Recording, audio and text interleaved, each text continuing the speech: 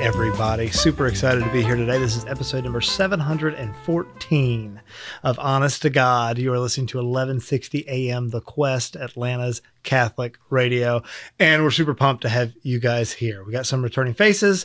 We got some new guys. We got David, who was here for a demo, and you never saw it, but he knocked that out of the park. He killed it like a month and a half ago, man. Y'all should have been there, but you weren't. So we're going to roll forward anyway, and we're going to start off with 5 things. Then we're going to get into our topic. We got an exciting one today.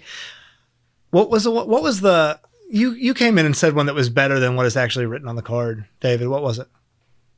Ooh. It's like, was it Dear Future Spouse, or something like that? We're going to go with that one. We're going to go with Dear Future Spouse is the idea today. So, Dan, you're a returning guest. You rock this. You want to give us 5 or you want to give us 1? I'm going to go with the classic 1 just because 5 sounds like a lot. I also can't count that far. So, as long as it's only 3 that I have to max out at. This episode is brought to you by the number 4, by the way. It's don't worry about it. What is that? Yeah. So my 1 fact for today, I will say that Dr. Pepper fan. I like Dr. Pepper over Coke and all that. Did you know Dr. Pepper, and this could be not true, but I read this not too long ago, was originally a drink that was supposed to be served hot. Interesting. Yeah. I do have another fun fact for you. Oh, I'm ready. 2, right? You know what? Dr. Me Pepper. and Dan are just going to talk soft drinks for a while. Oh, there you go. Dr. Pepper is, in fact, better than Coke. So. No, I'm down with that. Okay. I agree with that. As long as we're on agreement. I'm not a Coca-Cola guy. Oh, that's good. I'm not a Pepsi guy. No, I wanted to get that out of the way. I wanted it to be said. I wanted to clear the air that Dr. Pepper is better. So. Yeah, I'm a Diet Coke guy, actually. I know that's weird. Isn't that weird? Because not I'm not a Coke Zero. I'm not a 56-year-old white woman, but I'm still a Diet Coke But you're getting there. guy. You're getting there slowly. One day. Fingers crossed. We can only all hope so. We are against that here there on The Quest, Atlanta's Catholic Radio. All right. Moving onwards. Whenever you're ready, that David. got weird. So I think I got to go with a 5. And 5. I heard that my name's not 1. Nope, So, didn't count. I'm David. I come from a nice, large Catholic family. You got to give us numbers, Raging David. Cajun. Okay, so 52 cousins, 6 siblings. So, we're hitting the platoon size with the first cousins. Nice. I am in the National Guard and work on Black Hawk helicopters. Wait. Do you work on them or you work on Black Hawk helicopters? There's a difference. Are you flying over Mogadishu or are you changing the starters? So both. Oh, actually. okay, cool. So during our annual training, I was changing a starter, funny enough, right. And we got to fly over Fort Stewart and pick up some infantry dudes. That's killer. So, all right, that's super cool. I like cool. it. A lot of fun. Oh man, that throws me in a curveball. Oh, I'm the president of our Catholic community up at UNG. Okay. Which is awesome. Big shout out to the UNG Catholic Center, by the way. Big shout out. For We're real. big fans. Great stuff going on up there. There really is. I know. I'm familiar with that community, and y'all are rocking it. The president up there's a little quirky, but great place. Other than that. And to Father Matthew. Big shout out to Father Matthew. Right? Great guy. I've been filling in up there at St. Luke's as the youth minister. So I actually just took the teens to Cove Crest last week. Nice. So got back from Cove Crest. Awesome experience. And 5th fact. I can play the mandolin. That is cool. Fun fact on my end, my dad is in a bluegrass band. Nice. And everybody there is in their 70s except for a 22-year-old that plays the mandolin. No way. Yeah. Did I join his band? And he can tear up. I don't know. Are you in a band with my dad? It's called the Paul Mills Band. I think I might be joining soon. Yeah. Oh, I thought you were asking if you had already joined. Well, you said 22-year-olds. Are you 22? I'm almost there. I got a couple months. Okay, well, talk to me in a couple months. We'll see if we can work out. Well, we got it. All right, Bella, you're new too. No, I am. I don't know how to follow that, but I know I could do 5 facts. You can make them up. Literally no one will know.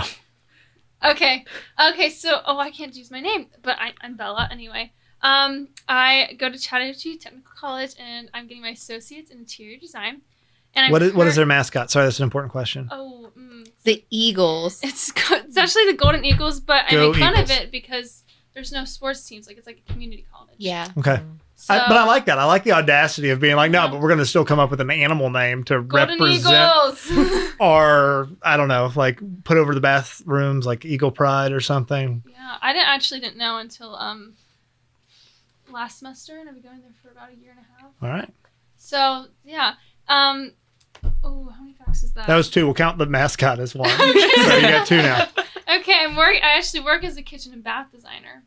Cool. So, yeah. And I also come from a big Catholic family.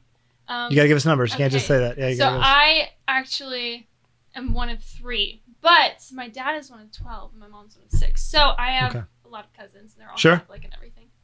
And then last fact, I have 4 dogs. 4 dogs? And That's cool. yeah, I've 1 dog. He's a great dog. yeah. What are your dogs' names, real quick? Lightning round. Oh, okay. So we have Dakota, we have Lindy, Maggie, and Coco. I've- And 2 of them are Chihuahuas and 2 of them are German Shepherds. And we Those are have- like opposite dogs. I know. That's it's cool. really bad. There's a few fights going on sometimes, but we all live in harmony. That's beautiful. Very Pocahontas. Like, I like that. That's awesome. And Nini, you've been here. You're a veteran. You're a pro. You just owe us 1, but you can do more if you Just want. one. 1 fun fact. It has to be fun, though. Sorry, Mom and Dad, because they don't know this. Actually, fun fact: I used to street race when I was 18 with my first car. It was a sports car. Nice. No Yeah. Were you way. good at it? I mean, I won a few races with quarter mile.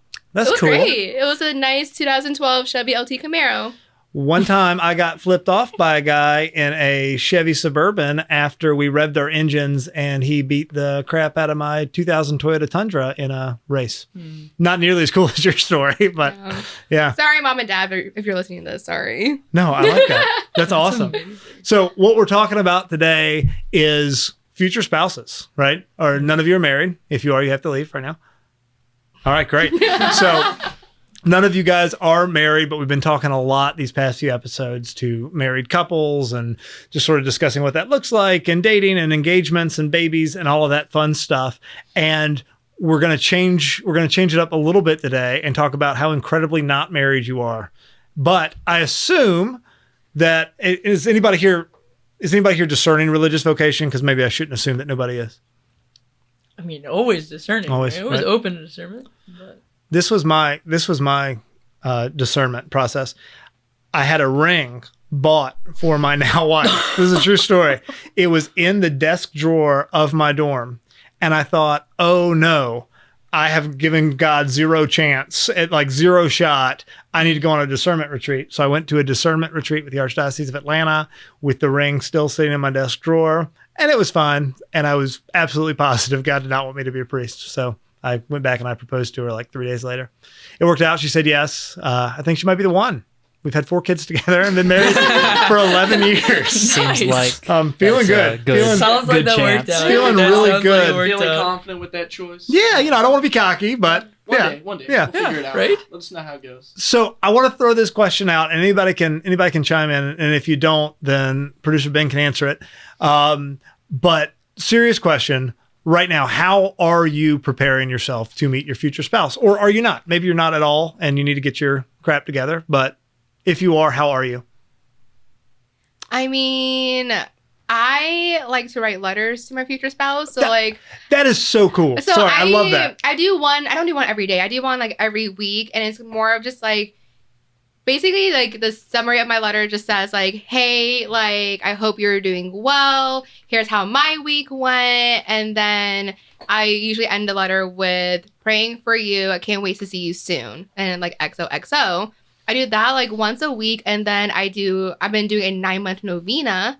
Cool. So I've been doing that as well, and then going to adoration like once every other week. I've had so many people say that, like almost embarrassed that they were writing letters to their future spouse. Let me say this. That's being read right now. No, my wife wrote letters to her future spouse starting from the time she was in like middle school or something, all through high school and all through all sorts of rocky, frustrating times and everything.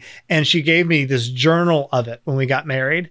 And it was the most wonderful, beautiful thing I have ever gotten. It was amazing. Mine's in a journal. Yeah. So please don't feel hokey or feel weird about that, because it is beautiful and wonderful. And he is going to love it. It's going to be one of his most prized possessions one day. Really good job. I try. The I try. sweetest Yeah. thing Beat ever. that, Bella. What you got? Oh no. Oh my gosh. No, I actually do the same thing. I remember, what is it, like a couple student a long time ago when Emily Wilson was speaking and she showed her wedding video. And have you seen it? Yeah, I was there. I was at Yeah. that Steubenville. Yeah, with Oh, a group of high school I kids. was at Wow. that Steubenville. What? Well, she showed her wedding video and she had there's a part when she gave her husband a letter that she wrote a long time ago. So that's when I started doing that. And then I also prayed for my future spouse. That's cool. That's really good. I'm telling you, ladies, the letters are the best thing in the world. If you're listening and not writing a letter, and I would assume, I don't want to speak for you guys, but if your future husband gave you letters that he had been writing for you, Oh, I'd be crying. it would just be like I'm heart-meltingly beautiful. Yeah, you're not too cool to do that. And you're not cool enough to do that if you're listening. Like nobody is. It's amazing and awesome. And don't let it be thrown down into like cheesy, hokey stuff because it's beautiful and amazing. I think guys definitely like the thing that people think is cheesy, right? Is like the letters or like, oh, this is what I do. Like things that you do physically for your future spouse. In terms of the guys are like, oh no, like I'm too mad for that. Like I gotta bulk up and get big for my future spouse and look, really good, right? Like I'm around a lot of like gym junkies, so this is where that comes from. But I feel like personally, a lot of it just comes in the intentional prayer life. Like it might not be like always praying for my future spouse or about different decisions, but the conscious, intentional prayer of how I can grow deeper in my relationship, right? I mean, I always love getting back to, the interior life is the soul of the apostolate, right? And if your apostolate is to have a beautiful family and grow into that, why not dive into that soul, right? That intentional interior life. No, 100%. That's awesome. And it also takes us, it makes us look more outward and stop looking so inward, right? Obviously, we're first and foremost children of God, right? We're princes and princesses of heaven. And that's awesome. But if your vocation is to marriage, you are also going to cleave to another person, the only person you're ever going to be sacramentally bound to, right? You're not going to be sacramentally bound to your children. You're not sacramentally bound to your parents. You're not sacramentally bound to your siblings or your best friend, but you will be to this other person. And to remember them existing, right? That they might exist right now out there somewhere if you're called to marriage. That's a really good reminder, especially in high school and college and young adulthood when the world is coming at you at 1,000 miles an hour. Dan. For me, I definitely don't have anything that kind of chops up to journaling or any of those thoughts. I think for my side of things, it's more introspective, more seeing what I need to work on to better myself for future spouse whatever point in my life that would happen. But definitely a lot of introspection and self-work, and then probably also looking outwards at other people and seeing what would fit best for me as a person and being a Catholic. Yeah. No. Yeah. Kind of simple, but that's where I'm at. But I still think it comes back to the reminder that they exist and it's really hard because we have so many distractions and we're so called to putting on masks and like not being vulnerable and not actually thinking about ourselves and our formation in a way that's not self-centered. It's easy to think about yourself in that I need to lose weight, or I need to go to the gym, or I need to do this, I need to look pretty, all these things that are tied up in vanity and pride, but forget how we're called to form ourselves for the sake of another, right? We're called to form ourselves for the sake of God, but then we're also called to form ourselves, if we're called to marriage, for the sake of our spouse. I talk a lot about chastity and the idea of your focus should be on this other human being secondarily after God, right? Is a great reminder that, your body is not yours to give away to other people. Your soul, your chastity, physically and emotionally, right? Giving your heart over to someone who's not your spouse is something that we in the Catholic world, I think, we don't talk about nearly enough. Emotional chastity. And this idea that, and I say this to high schoolers and college kids who are dating people a lot, this is not your husband. This is not your wife, right? Stop acting like this. They are not the one. You know how you know somebody's the one is when you look at their finger and there's a ring on it that you gave to them. That's how you know. And then they are the one. So that's awesome. Yeah. So, Producer Ben. Yeah. So going back to what you just said, one thing my mom says is they're not the one until they are. Mm-hmm. So like, you could be dating them for years and years and know for years and years that like you're gonna marry this person, but it's still not that person until you're married to them. One thing that I think that I've been trying to do that I realized recently was that I like loving this person fully. Whoever my future spouse, and I'm dating someone right now, and God willing, I'll be married to them at some point. But being able to love them fully when I am married to them. And I don't think you can do that without first fully loving your faith and Christ first. Right. So I think before you can form that relationship, you must form a relationship with God as well, so that you can't love one and not the other, or one more than the other. You have to love both, to love either equally. Well, and we're called to love Christ more than we love our future spouse, Right, which is really a hard concept. Yeah, it is. I think about that a lot with my kids, how I'm not sacramentally bound to them. I'm called to put my wife first and foremost, and that's super hard because she's not this tiny little person who's dependent on me. And it's the same with Jesus, right? We're called to have this relationship with him and to love him in a way that is difficult to do because it seems so far removed from us, even though it's not. So that's awesome. So this one, and you can be as specific or not specific, or just keep your mouth shut if you want to. I don't live in your world, right? I live in this, I'm married, I have kids, I'm part of this community, and life's pretty easy for me, right? My biggest problem this side of heaven, right, is solved, right? I've figured out what my vocation is, I've pursued it, and I've won. It's great. Man, lucky. Yeah, I know, dude. It's freaking killer, man. I could be living in a cardboard, I lose my job tomorrow, and hey, it's all right. My primary vocation, done, taken care of. What are your biggest struggles right now in either discerning or living the life you should be living for the sake of that future vocation? Yeah, I think that's you kind of just said it. Like, what is the biggest struggle? I think it's the fact that we kind of lean into that struggle. Like, we lean into that stage of like crisis. Like, oh man, I haven't figured it out yet. You know, others around me might seem to have it figured out, but I haven't figured it out yet. Instead, we're not living in the present moment and loving those around us and consciously being aware, okay, like me as a college student, like, yes, think about my vocation and think about how, how it might affect others and whatnot. But mainly, like, how am I living my life as a student? Am I being a good student? Am I being good in the workplace or good with other students or, within our ministry? Like, am I actually ministering to people, or am I actually giving the word of God, or am I doing something that, maybe might impress a girl to go on a date? Like, no, like, how are you living intentionally, and how are you living externally and internally, right?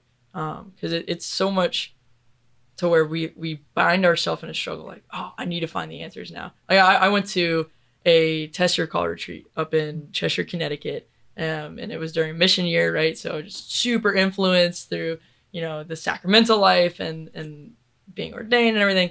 It was beautiful and it was awesome, and I loved every minute of it. Going up there, I was so nervous. I was like, this is where God calls me to throw everything away and join the seminary. And the whole week I was there, that was the last thing I thought about. Right. The first thing I thought about, how can I be present with these guys? How can I learn to love more, fraternally and through Christ, with Christ, I listened to a talk the other day called Goals Are for Losers. And it sounds harsh when you say it out loud, but the crux of the talk was, if we live our life only by giving ourselves all these goals, right? I need to get married, and I need to have children, and I need to start life, as opposed to, hey, who am I and where am I right now? And what do I need to be doing right now? And yeah, there are goals that we are working towards maybe, but we don't need to be so goal-centric as we need to be like now-centric and present in the moment, like you were saying. Biggest struggles, yeah. So like kind of going off of that, like when I was younger, I remember saying, okay, I want to like be engaged by like 23, married by 25, having kids by 29. I'm now 27, and none of that has happened yet. So I think like setting that expectations, like that puts pressure on ourselves. But I think that like when I got older, it was like, like I'm 27 years old. Like I'm not dating, I'm not engaged, I'm not married or anything. So that allowed me to like kind of focus on myself and my relationship with Christ, and that also allowed me to like just be happy and be like faithful in my foundation. Like, yeah, like I mess up and, I make mistakes and everything, but that allows me to like grow and become a better person for my future spouse, like in the end of it. No, absolutely. And I think that's the way to do it, is not to be in our just driven. I mean, I'm all about America and American exceptionalism, all this stuff, but we're in such a hurry to do things that at the end of the day don't really matter. We're in such a hurry, especially when you're college age and there's getting your grades and getting your degree and getting your job started and everything, and you lose track of you and what actually matters to you. Dan or Bella? When you asked that question, I was like, okay, I don't know if it's gonna be different for men or women, but I know women, the biggest struggle is like because women think in the future. So far. Immediately, women go to future when they start dating somebody. Like, oh my gosh, I'm gonna marry this person. And then you write your name with their last name in a little notebook that's to see what it looks exactly like. what Yeah. happens. That's What? exactly what Oh, we yeah. do. Oh wow. Exactly. This is news. This Like is a news. little I'm heart, sorry. like a little heart, like little arrows on it. Yes. Like middle schoolers all the time. It's so true, and that's the biggest struggle because we go straight to marriage when really it's a discernment process through every single person you go out with. No, absolutely. Anybody else? Dan, I don't want to put you on the spot. I think the thing kind of going back to things that are struggles in discerning who the future spouse is to be is kind of dealing with the modern world, social media, and how people treat it all.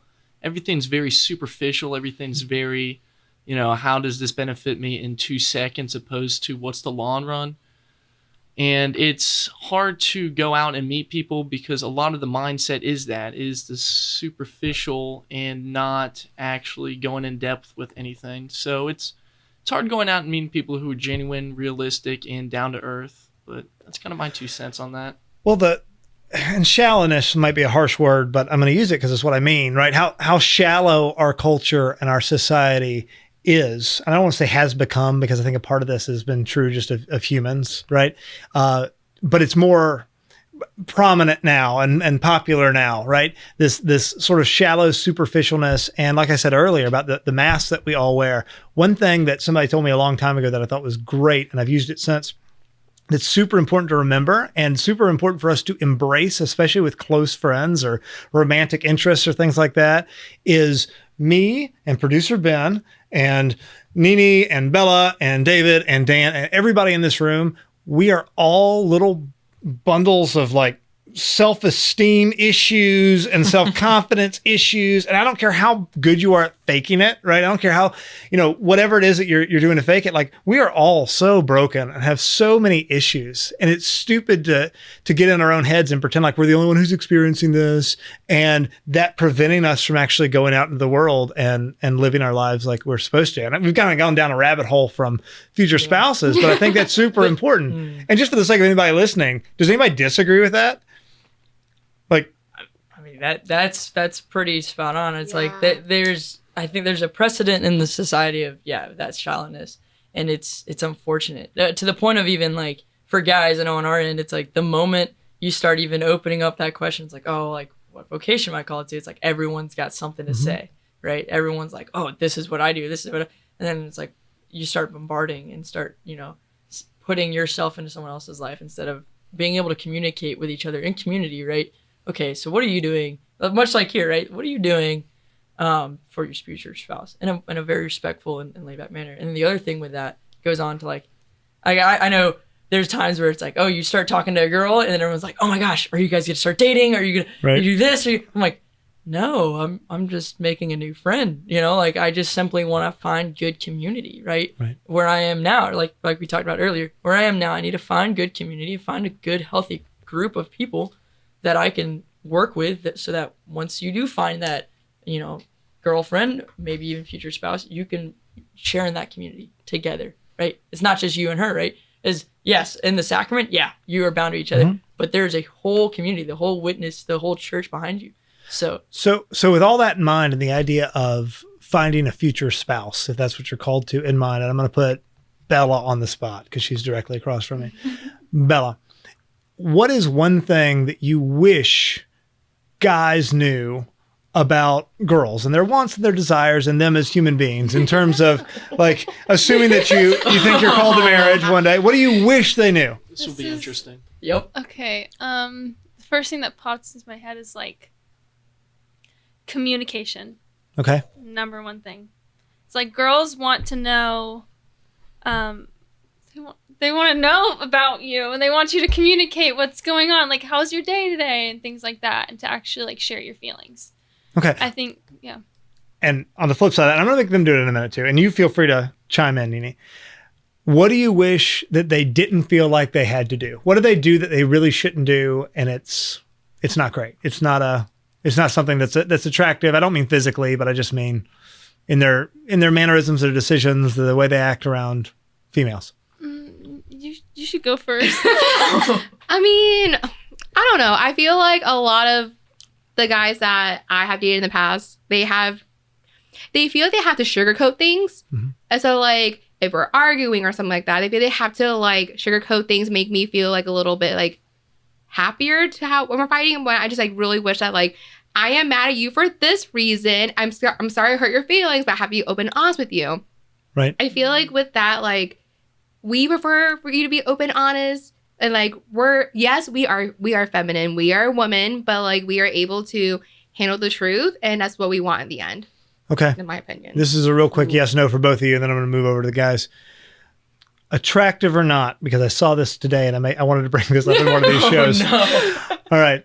If the guy's wearing a flat-brimmed hat, driving around in a Honda Accord, listening to really loud rap music, and vaping one of those big stupid boxes where all the clouds come out of their mouth. Absolutely not. Right. Okay. Okay.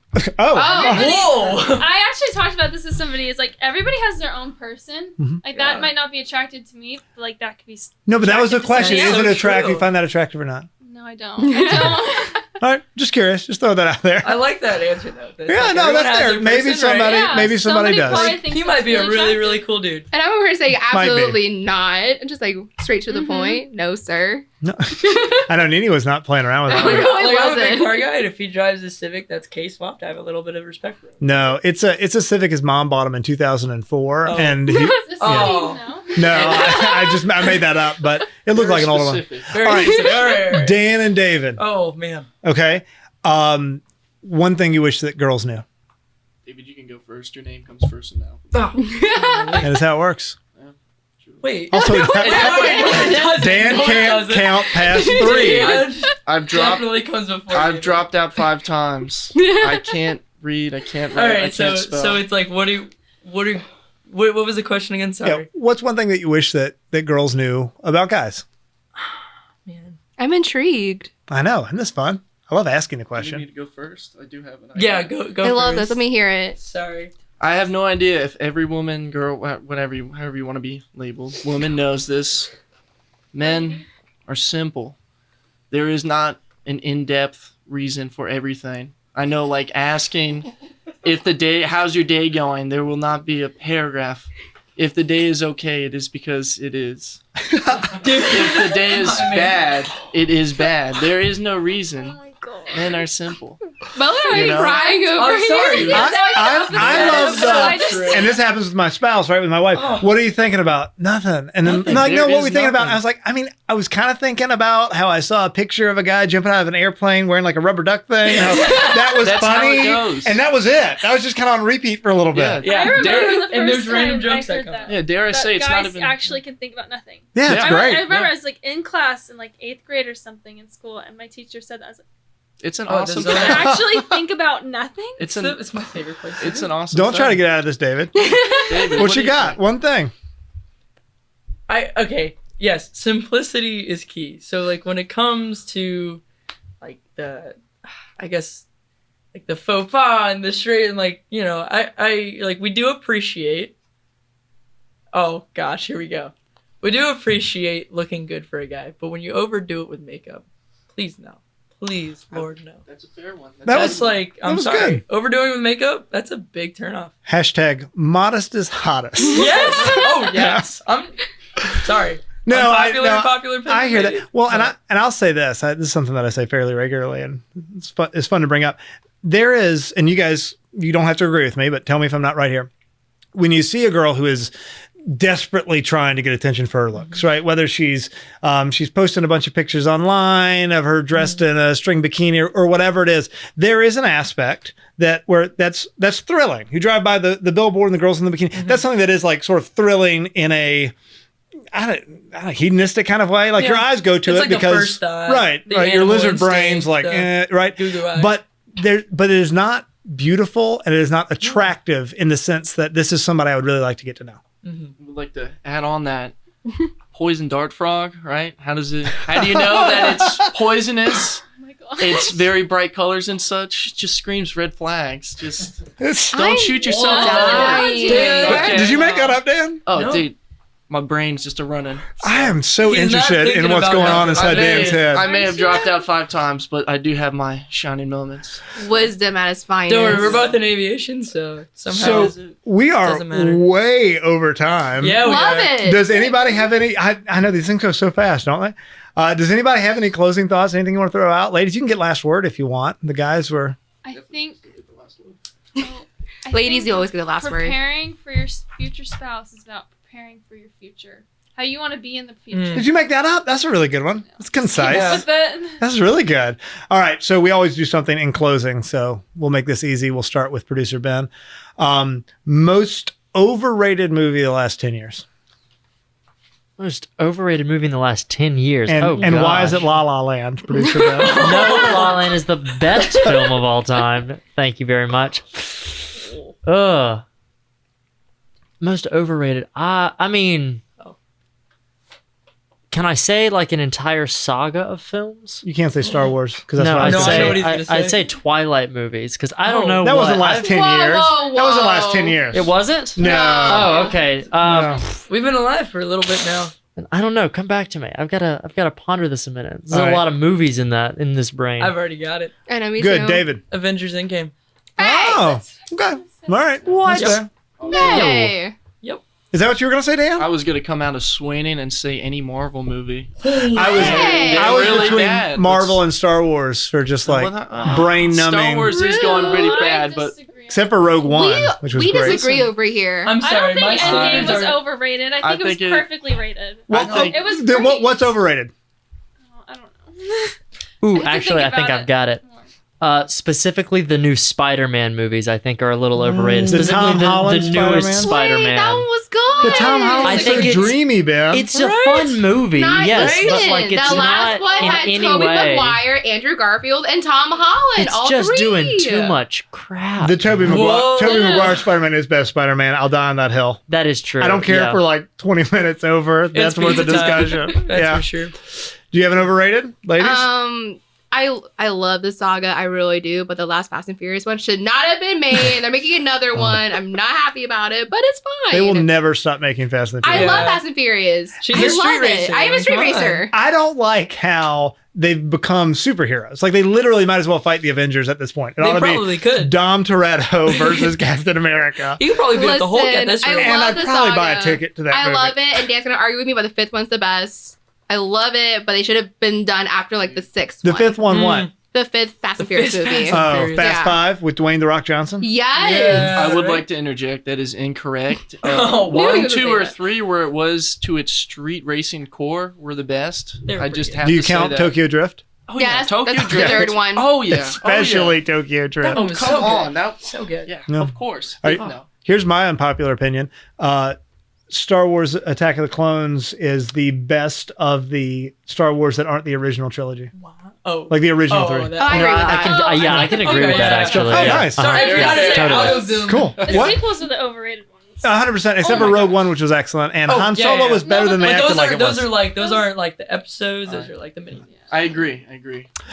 So this show ended, I think, about 30 minutes ago. Thank Just you guys about, yeah. so much for being on. Dan and David and Bella and Nini, y'all are awesome. We really appreciate y'all being here. Producer Ben, as always, it's been a pleasure. That's going to do it for today. Thank you for listening. You were listening to 1160 AM The Quest, Atlanta's Catholic Radio. Honest to God. Thanks for being here.